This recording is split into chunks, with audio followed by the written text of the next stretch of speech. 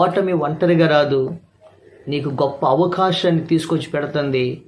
ఆ అవకాశము అనేకుల మధ్యలో నిన్ను ఆశీర్వాద కారకుడుగా దేవుడు నిలబెట్టబోతున్నాడు. ఒక రన్నింగ్ కాంపిటీషన్ జరుగుతుంది.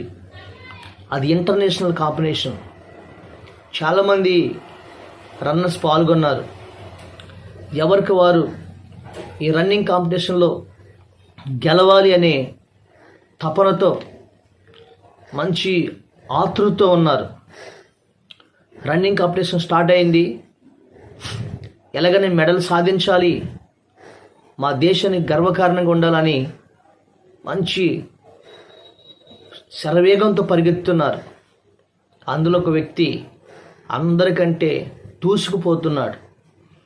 చాలా చిరుతి వేగంతో పరిగెత్తున్నాడు. పరిగెత్తి పరిగెత్తి పరిగెత్తి వెనక్కి తిరిగి చూసేవారికి ఎవరు కనబడట్లేదు. ఇలా చూపు కూడా అందనంత దూరంలో ముందుకు వచ్చేసాడు. అనుకున్నాడు, విజయం నాదే, మెడల్ నాదే అని ఎంతో ఆశపడ్డాడు. పరిగెత్తు ఉండగా సడన్గా ఆయన పడిపోయాడు కింద. సడన్గా పడిపోయాడు. అప్పుడు వెనుకున్న వాళ్ళు వచ్చి అతను దాటి ముందెళ్ళిపోయి ఏమైంది తెలుసండి, విజయం సాధించాడు.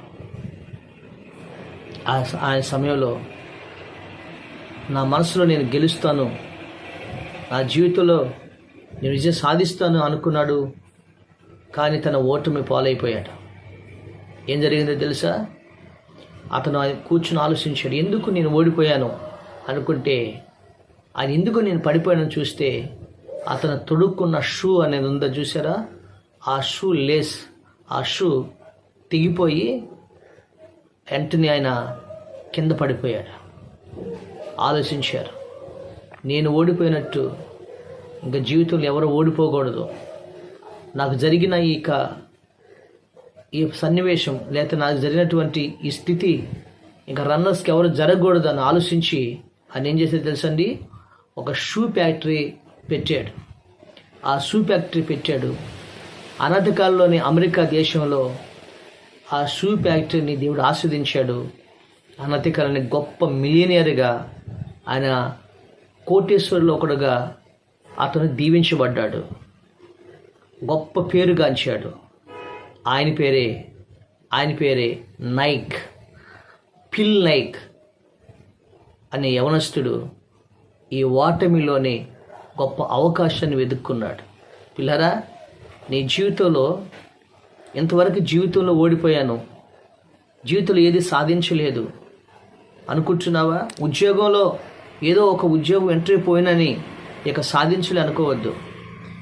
ఈ రోజులో నేను జీవితంలో ఓడిపోయి వివాహం చేసుకున్న జీవితం ఒంటరిది అయిపోయింది అనుకోవద్దు. నీకు గొప్ప బెటర్ జీవితాన్ని ఇవ్వబోతున్నాడు. ఈరోజు ఏ స్థితిలో, ఏ పరిస్థితిలో ఓడిపోయావో, జీవితంలో ఒకవేళ నువ్వు తలదించుకున్నావో, నీకు దేవుడు గొప్ప అవకాశాన్ని కూడా దేవుడు ఇస్తున్నాడు. నువ్వు లెగు పైకి, ప్రభు దగ్గరికి వెళ్ళి ధైర్యం తెచ్చుకో. నీకు గొప్ప అవకాశాన్ని దేవుడు ఇవ్వబోతున్నాడు. బైబిల్ గ్రంథంలో ఒక మాట ఉంది తెలుసండి. ఒక మాట ఉంది, ఏమని రాయబడిందంటే, ఎవడు, ఆయన యెషయా గ్రంథము 60వ అధ్యాయము ఆయన 15వ వచనం, నీవు విసర్జింపబడుటను బట్టి ద్వేషింపబడుటను బట్టి ఎవడును నీ మార్గమున దాటిపోలేదు.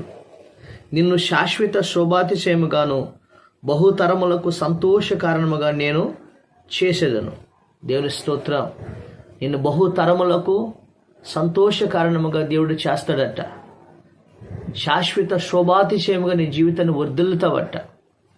నిన్ను విసర్జించారని, ఓడిపోయానని నా బ్రతికింతని అనుకోవద్దు. నీ జీవితంలో ఒక గొప్ప అవకాశాన్ని దేవుడు తీసుకుని వస్తున్నాడు.